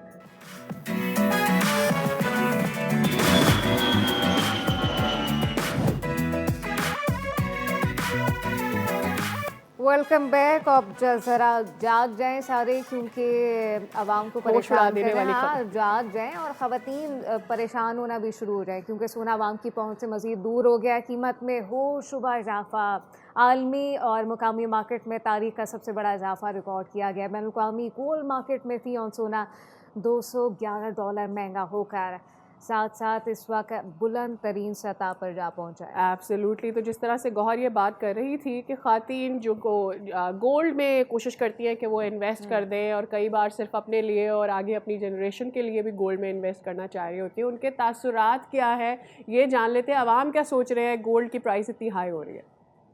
उनको गोल्ड बहुत पसंद था, बल्कि उनकी जान था। अब तो देख के जान निकलती है। हम आर्टिफिशियल पहनने पसंद करेंगे। सोना बहुत महंगा हो गया है, वो हमारे बारे से गोल्ड जो है वो तो एक सपना होके रह गया, ठीक हो गया। तो ये है कि इसीलिए तो इतनी मार्केट में लोग आर्टिफिशियल ज्वेलरी खरीद रहे हैं। जेवर पहनना सपना है, अब तो हम आर्टिफिशियल पहनते हुए भी घबराते हैं। मेरा ये ख्याल है कि ऐसे पैकेजेस आने चाहिए जो गरीब की, अगर किसी की बेटी की शादी है तो हुकूमत उसको ताउन करे और उनके लिए ऐसा पैकेज निकाले कि उनको गोल्ड दिया जाए। सोने की कीमतों में इतना इजाफा हो गया है कि गरीब आदमी तो अपनी बेटी की शादी नहीं कर सकता। नहीं, देखे जिसकी गुंजाइश है वो तो लेके ही छोड़ेगा, और जिसकी नहीं है हैसियत वो आर्टिफिशियल पे आज भी है, वो कल भी है, और वो क़यामत तक रहेगा। अभी 5 लाख कुछ पे है गोल्ड, और हमें तो लगता है कि जब तक हमारी शादियां होनी है तब तक तो ये 15-20 लाख पे पहुंच जाना है। बहुत मुश्किल हो रही है आगे। अभी भाई की शादी भी है, उसके लिए भी बड़ा ज़रूरी है बनाना, तो वो अब मुश्किल तो है, लेकिन अब देखें क्या बनता है। वो हमें तो लग रहा है कि चांदी पे गोल्ड का पानी चढ़ा के लोग गुजारा करेंगे, क्योंकि हर बंदे की अप्रोच में गोल्ड नहीं आ रहा है इस टाइम। मेरी हुकूमत पाकिस्तान से एक दरख्वास्त है, इस्तदा है हाथ जोड़ के कि खुदारा हम मुतवस्सित तबके के लोगों के लिए भी गोल्ड के रेट्स कम होने चाहिए, ताकि हम अपनी फैमिली को, अपनी बच्चियों को ब्याहते वक्त कुछ तो गोल्ड दें, कुछ तो सोना दें। इसी हवाले से अगर देखा जाए तो हम ना गोल्ड ले पाएंगे ना चांदी ले पाएंगे, और इमिटेशन पे दुनिया राज करेगी। सोना खरीदना तो बहुत दूर की बात है। मिडिल क्लास तो आजकल अपने बच्चों का पेट पाल लें इज्जत के साथ, वही बहुत बड़ी बात है। महंगाई जो है दिन ब दिन आसमान पे जा रही है, तो एक मिडिल क्लास कैसे सोच भी सकता है कि हम सोना अपनी बेटी की शादी पर दें या हम अपने बहू को दें। अगर किसी के पास कोई पुराना रखा हुआ है उनकी शादी का, या वो भी बेचारे बेच के शादी जैसे फ़र्ज़ को पूरा कर रहे हैं। तो आवाम की राय तो आपने जान ली। जो हजरात अपनी शादी के लिए फ़िक्रमंद हैं उनको मैं ये कह सकती हूँ कि भाई अगर आपने चीनी पत्ती की कीमत कम करने पर बात की होती तो फिर भी कुछ हो जाता। जितनी डिमांड बढ़ेगी उतनी ज़्यादा कीमत बढ़ेगी। इसी पर बात करते हैं। मोहम्मद अरशद साहब मौजूद है हमारे साथ, chairman all Pakistan jewellers manufacturers association. Arshad साहब वेरी गुड मॉर्निंग, बहुत शुक्रिया आपने वक्त निकाला हमारे प्रोग्राम के लिए। एक सादी सी बात है, जितनी ज़्यादा डिमांड बढ़ती जा रही है उतनी सप्लाई है नहीं। यही प्रेडिक्शन थी कि गोल्ड ने 5 लाख जाना है, लेकिन अब तो 6 लाख पे पहुंचने वाला है। कहाँ जाके रुकेगा ये गोल्ड प्राइस? देखिए, हम लोग तो खुद बहुत परेशान हैं इस वक्त, क्योंकि इस फील्ड से वाबस्ता लोग जो हैं ज्वेलरी से और मैन्युफैक्चरर्स जो हैं वर्कशॉप्स में काम नहीं, क्योंकि कीमत देखिए 1 महीने के अंदर अगर हम एंड ऑफ दिसंबर 2025 की बात करें तो अभी 20-25 दिन ही गुजरे हैं। फी औंस $4,457 का हमने जो है तज्जिया रिपोर्ट, जो सालाना तज्जिया रिपोर्ट बनती है हमारी, हमने पेश की थी। आज 28 दिन के अंदर ऐसा क्या हो गया, $1,000 पर औंस जो है वो मार्केट बढ़ गई। और उस दौरान पाकिस्तान के अंदर सोना जो ट्रेड होता है 4,70,000 रुपये पर तोला पर ट्रेड होता, और आज हम 5,70,000 से भी तजावुज़ कर गए हैं। मतलब ये समझ लें कि ज्वेलरी का बिज़नेस तो बिल्कुल तबाहाली का शिकार है, और इसका सबसे बड़ा जो इफ़ेक्ट करेगा हमारी इंडस्ट्री को ये पड़ेगा कि हमारा कारीगर और हमारा कारखानदार जो है वहाँ काम नहीं होगा। हमारी समझ तो ये है, ज्वेलरी का कारोबार कर रहे हैं गोल्ड में, उनके लिए तो ये अच्छा है। आप कह रहे हैं कि हमारे लिए मुश्किल है। देखिए, सरमाया बढ़ना या एसिड का बढ़ना एक अलग चीज़ है। उसमें लाज़मी बात है जो हमारे एसिड्स हैं उसमें इजाफा हुआ, लेकिन हम बखुदा इसमें खुश नहीं हैं, क्योंकि बिजनेस चलेगा तो प्रॉफिट टैकिंग होगी ना। एक सरमाया तो महदूद हो गया, हम उसको बेच के कुछ और तो कर नहीं सकते। ठीक है अर्शद साहब, हम देख रहे हैं कि 70% मार्केट या 70 से भी अबव गोल्ड की मार्केट में इजाफा हुआ है। पहले जैसे लोग समझते थे कि जी ज़मीन ले लें या घर ले लें, प्रॉपर्टी में इन्वेस्ट कर लें, तो आप क्या करें, फिर गोल्ड में इन्वेस्ट करना है फिर शुरू कर दें? देखिए इस वक्त कीमतें वहाँ पहुँच गई हैं सोने की और सिल्वर की कि बहुत मतलब सोच समझ कर इसमें इन्वेस्ट की जाए, क्योंकि इसके अंदर एक जो है मतलब $200-300 का जो है नीचे मंदी भी आ सकती है सोने की कीमतों के अंदर। और इस वक्त जो है मरकज़ी बैंक जो है बड़ी मतलब खरीदारी कर रहे हैं, लामहदूद खरीदारी कर रहे हैं। प्लस चाइना, कनाडा, पोलैंड और ये तमाम मुल्क जो हैं ये भी अपने एसेट्स जो हैं वो डॉलर और जो उनके ट्रेजरी बॉन्ड होते हैं, अमेरिकन यूएस बॉन्ड्स होते हैं, उसको सेल आउट करके और अपने रिजर्व जो है वो गोल्ड में कन्वर्ट कर रहे हैं। सेंट्रल बैंक्स में भी हेजिंग और हो हेवी रही है। परचेजिंग हो रही है, बिल्कुल ऐसे ही है। और वजह क्या है? ऑल ऑफ अ सडन इतना क्रेज क्यों आ गया है कि ये गोल्ड रिजर्व्स आपने करने हैं? मेरे ख्याल में पिछले 3 सालों में तो कुछ क्रेजी इन्वेस्टमेंट हो रही है, मुल्कों के मुल्क इसमें इन्वेस्ट कर रहे हैं। आप चाइना का नाम ले रहे हैं, I know about USA as well, and this is not just about gold, ये सिल्वर के लिए भी हो रहा है। वजह क्या है इसके पीछे? देखें, पेपर करेंसी से जो है सरमायादारों का और जो एतमाद है वो ख़त्म होता जा रहा है। इन्वेस्टर्स का जो बड़े सरमायाकार हैं आलमी मंडियों के अंदर जिनका असर व रसूख है, वो उनका कहना ये है कि जी अब पेपर करेंसी से एतमाद ख़त्म होता जा रहा है। और आपने भी देखा होगा दुनिया का सिस्टम जो यूएस डॉलर से चलता था, हम भी यहाँ गोल्ड रेट निकालते हैं तो वो यूएस डॉलर से कन्वर्ट कर गोल्ड रेट बनता है, तो वो एतमाद ख़त्म हो रहा है, जिसकी वजह से सोने की कीमतें जो हैं वो डेली की रूटीन में बढ़ रही हैं। और 2026 में जो इजाफा दिखेगा वो तो रिकॉर्ड इजाफा हो गया, मतलब हम लोग नहीं सोच सकते थे। और इसमें एशियाई ममालिक के अंदर जो है बहुत ज़्यादा असरात पड़ेंगे ज्वेलर सेक्टर के ऊपर। खरीदारी जो है वो मेरे ख्याल है 10% रह जाएगी। गोल्ड की तो ड्रास्टिक चेंज हम देख ही रहे हैं प्राइस में, लेकिन चांदी भी भाई बड़ा हैरान कर रही है गोल्ड के अब साथ। देखिए गोल्ड के बाद मुतबादिल तो सिल्वर ही है ना, अब सिल्वर ही बचता है। और सिल्वर की कीमतों ने भी जो है एक महीने के अंदर मतलब 8,000 रुपये तोला में ट्रेड हो रहा था 31 दिसंबर 2025। आज हम जनवरी में खड़े हैं और आज 31 जनवरी भी नहीं हुआ, एक महीना भी नहीं गुजरा और कीमतें 16,000 से भी तजावुज़ कर गई। तो एक बहुत बड़ा एक चीज़ तो हमें पता है कि गोल्ड रिजर्व्स हैं और बहुत ज़्यादा है, लेकिन सिल्वर के रिजर्व्स लिमिटेड हैं। अब कोई भी इन्वेस्टर ये सोचता है कि चलो गोल्ड थोड़ा नीचे आए तो मैं इन्वेस्ट करूं ताकि मुझे पैसा हो, लेकिन कुछ फ़ायदा हो, लेकिन गोल्ड इज़ गोइंग ऊपर ही ऊपर जा रहा है। सिल्वर भी लिमिटेड रिजर्व्स होने की वजह से क्या कोई ऐसा वक्त आएगा जब मैं एक्सपेक्ट करूं कि गोल्ड जैसे ऊपर जा रहा है सिल्वर नहीं जाएगा, उसकी थमेगी उसकी प्राइस, या ऐसा नहीं होने जा रहा? देखिए मुझे नहीं लग रहा, क्योंकि इंडस्ट्री में इसका इस्तेमाल सिल्वर का बहुत ज़्यादा बढ़ गया। अभी आपने कहा कि इसका जो ज़खायर हैं वो भी महदूद है हमारे पास, तो जब डिमांड ज़्यादा होंगी तो मैं नहीं समझता कीमतें नीचे आएंगी, कीमतें मज़ीद बढ़ सकती हैं। और अब तो इसका इस्तेमाल जो है मतलब अब तो लोग कॉपर की तलाश में निकल रहे हैं। Absolutely. और मार्केट्स में हमारे कॉपर ढूंढ रहे हैं, उसके बार्स बन रहे हैं आजकल। तो मैं नहीं समझता कि कॉपर का तो खैर इतना वो कोई फायदा अच्छा, होगा। और जो नाज़रीन अभी देख रहे हैं जिन्होंने भाई में इन्वेस्टमेंट की हुई है या जो आम लोग हैं उन्होंने कुछ ना कुछ सिल्वर लेके रखा हुआ है, तो ये फ़ायदा फिर लॉन्ग रन में उनको होगा या अभी कुछ ड्रास्टिक चेंज सिल्वर की प्राइस में हो जाएगा उनको भी फ़ायदा होगा? देखिए उस दिन प्रोग्राम में मैं आया था, मैंने कहा जिसका होल्डिंग पावर होगा वो प्रॉफिट टैकिंग करेगा, जितना ज़्यादा होल्डिंग पावर होगा वो उतना ज़्यादा प्रॉफिट टेक करेगा। अच्छा, तो अब दोनों ही चीज़ें बहुत महंगी हो गई हैं। लेट्स से मैं तो कोई इन्वेस्टर होता है वो तो ये देखता है कि जी मैं प्रॉपर्टी में इन्वेस्ट करूँ, मैं गोल्ड में करूँ, मैं सिल्वर में करूँ, मैं बॉन्ड में करूँ, स्टॉक मार्केट में इन्वेस्ट करूँ, कहाँ में करूँ? सबसे ज़्यादा प्रॉफिट मेरे ख्याल में इस वक्त गोल्ड में ही मिल रहा है लोगों को। और शॉर्ट टाइम में तो विल यू सजेस्ट पीपल कि आप गोल्ड में इन्वेस्ट करें, because the more people invest in gold the more price is gonna go high? तो नहीं, मैं ये अपने बिलखुसूस अपने पाकिस्तान या आवाम जो है उनसे कहना चाहता हूँ कि देखें आने वाला वक्त जो है वो सिल्वर का है। गोल्ड हमारी अब ताकत नहीं रहेगी, आम आदमी की ताकत नहीं है गोल्ड ज्वेलरी ख़रीदने की। अच्छा। तो बेहतर ऑप्शन यही है कि आप थोड़ा बहुत सिल्वर अपने बच्चों के लिए लेके रखें, इंशाल्लाह ताला आपको अच्छा बेनिफिट्स मिलेगा। और 2-5 साल 10 साल में सिल्वर ही गोल्ड की जगह ले लेगा और गोल्ड जो है लग्जरीज में आ जाएगा, जैसे आज डायमंड्स हैं। ह्यूज प्रेडिक्शन, मतलब ह्यूज प्रेडिक्शन है कि जी सिल्वर भी गोल्ड की जगह ले लेगा, लेकिन आने वाले वक्त में, और इसमें कम से कम आप कह रहे हैं कि 10 से 5 साल लग सकते हैं। देखिए 2013 की अगर हम बात करें तो पाकिस्तान का सोने की कीमत जो है 15-16 हज़ार रुपये तोला थी। 12-13 की अगर हम बात करें तो 12 साल में वो रेट आ गए, गोल्ड के जो रेट थे आज सिल्वर उससे ऊपर खड़ा है, 16,000 रुपये तोला पर खड़ा है। तो मैं नहीं समझता कि ये और मजीद जो है नीचे की तरफ आना है, इन्होंने ऊपर हमारे ही इस जाना है। खित्ते में तो रिवायत भी है ना, लोग अपनी बेटियों को गोल्ड देते हैं और वो जो गोल्ड होता है वो जनरेशनल होता है, जनरेशन यानी मैं अपनी आने वाली बहू को या अपनी बेटी को दूंगी जब उसकी शादी की उम्र हो जाएगी, और इस तरह से अपने बेटे बेटियों में बांटा जाता है।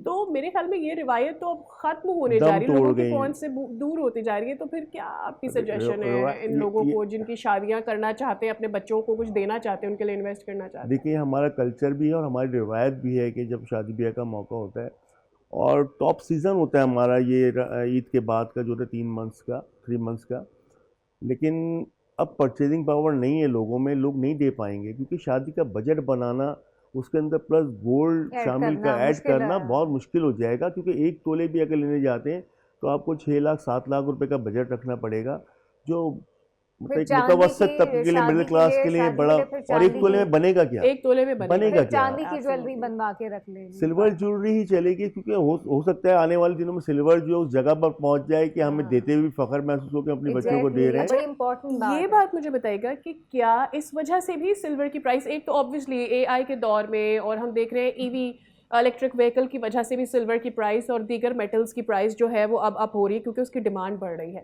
लेकिन चूंकि गोल्ड इतना ज़्यादा महंगा होता चला जा रहा है और लोग अब चांदी का रुख कर रहे हैं कि उस पर आप गोल्ड कलर कर लें या सिल्वर ज्वेलरी अपने बच्चों को दे दें, क्या इस वजह से भी सिल्वर की प्राइस ऊपर जा रही है? देखिए, अभी जो है इस पर ज्वेलरी में तो इतना काम नहीं है। सही है। इस वक्त जो मतलब इंडस्ट्री यूज़ है ना सिल्वर का, डिमांड उसकी वजह से कीमतें बढ़ रही हैं, क्योंकि सोलर में, इलेक्ट्रॉनिक गाड़ियों में, प्लस बैटरीज में, अभी आपने रिसेंटली सुना होगा कि सैमसंग ने एक बैटरी लॉन्च की, उसके अंदर 1 kg सिल्वर यूज़ हो रहा है। तो अब आप अंदाज़ा करें कि इसकी डिमांड कहाँ पहुँचेंगी। जब एक कंपनी जो है एक बैटरी के अंदर 1 kg सिल्वर यूज़ करेगी, तो मैं नहीं समझता हज़ारों की तादाद बनेगी तो फिर डिमांड बढ़ेगी, कंजम्पशन इंक्रीज हो जाएगी। सोलर में एक प्लेट्स के अंदर 5 ग्राम सिल्वर जो है वो यूज़ हो रहा है। अब सोलर का भी दौर है आने वाले दिनों में, आने वाले वक्त तो मजीद जब ये आपका अप्रैल मई जून जुलाई चलेगा तो सोलर की डिमांड में भी बढ़ेगा, इजाफा होगा, तो लाज़मी बात है चांदी की कीमत मजीद ऊपर जाएगी। गोल्ड की कीमतों में तो जहाँ पे हम देख रहे हैं कि इजाफा होगा, साथ साथ जिनके पास सिल्वर है तो सिल्वर को भी बचा के रखें, ज़रा होल्ड करके रखें, कोई एक आध अगर ज्वेलरी बना सकते हैं तो बना लें। एब्सोल्युटली, बहुत शुक्रिया मोहम्मद अर्श साहब, आप हमारे साथ मौजूद थे और मेरे ख्याल में बहुत सारे लोगों को इससे गाइडेंस मिल चुकी होगी। इसके साथ ही हमारे शो का वक्त भी हो गया है ख़त्म। अब हमारी मुलाकात होगी आपसे कल, तब तक के लिए दीजिए इजाज़त। सी यू टुमारो। बाय।